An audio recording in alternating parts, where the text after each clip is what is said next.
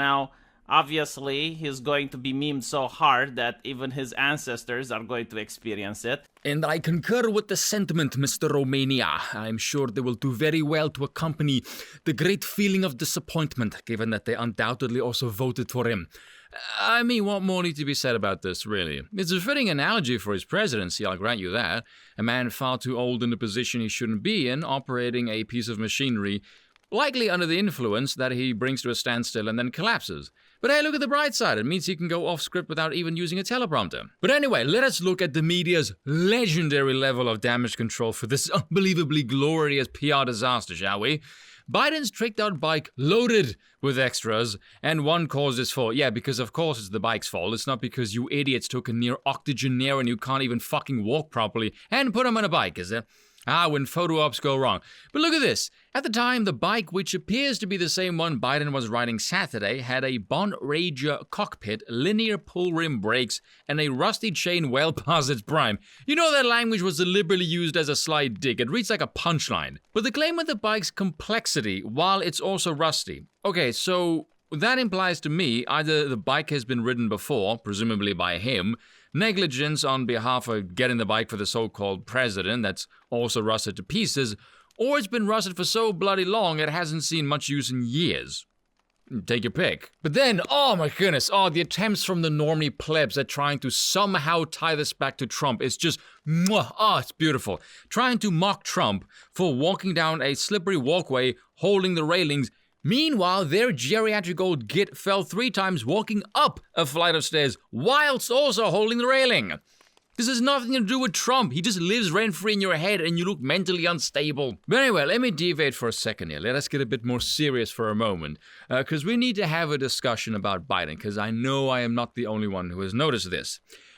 Ever since his desecrated old carcass was dragged across the finish line, there has been this foggy malaise over his so-called presidency, this shrouded question mark about him, this unspoken feeling in your gut that something is off.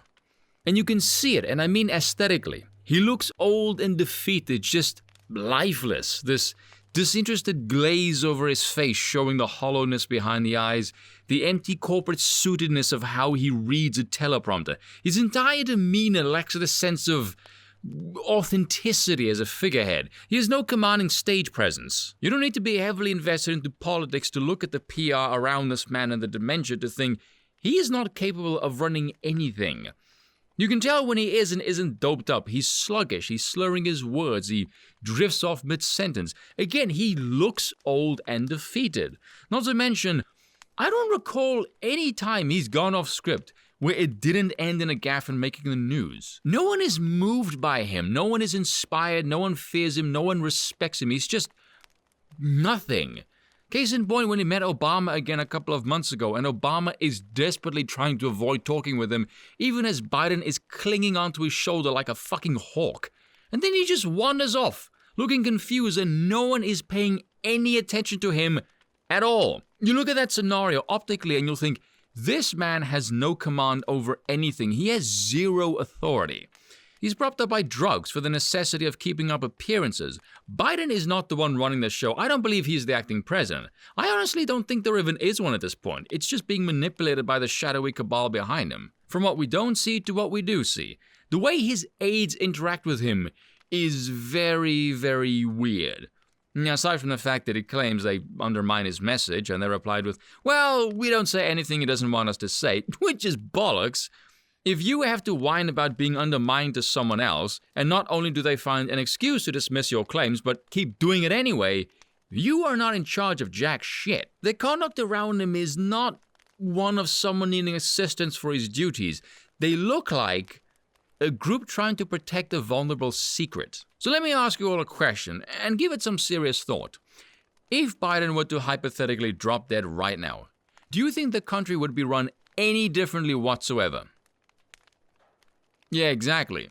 Which leads us back to the event we are not permitted to speak of, back to the horrid events of 2020. Now, if you happen to be one of the people who saw the unspeakable events of that day and the days following, you would most likely see a couple of things that left you with some suspicion.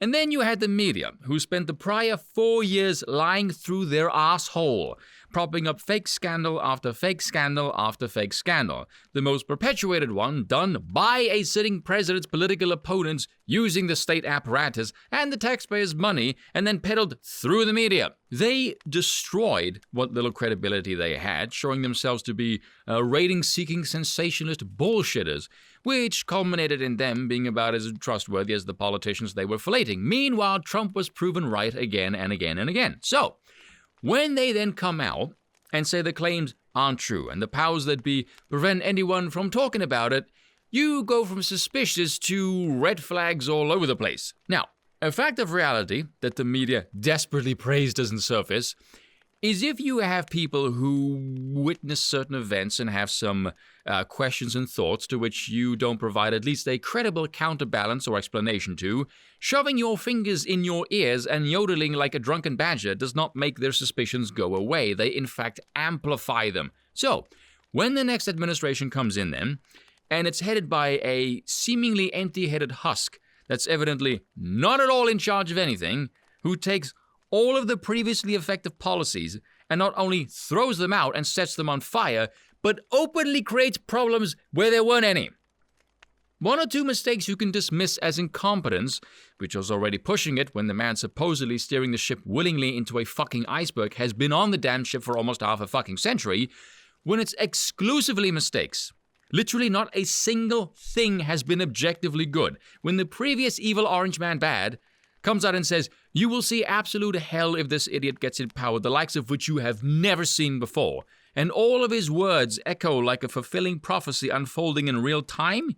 You are long past suspicious and red flags. Now it's a fucking army of banners and blaring red lights all over the joint. And then the final piece of the puzzle, the flake that will damn near make you lose your mind and make you hate everyone, is anyone who is associated with the shit show, anyone who is still simping for this guaranteed to fail dumpster fire of an ideology that they're pushing, looks either an arrogant elitist shithead oozing with contempt for those they consider beneath them, or arrogant still but very stupid. And I don't mean that in a derogatory way, I mean that in a literal way. They are very stupid and they don't know anything. And these are not the kind of people with whom you can have a fruitful discussion with because they think you're Satan.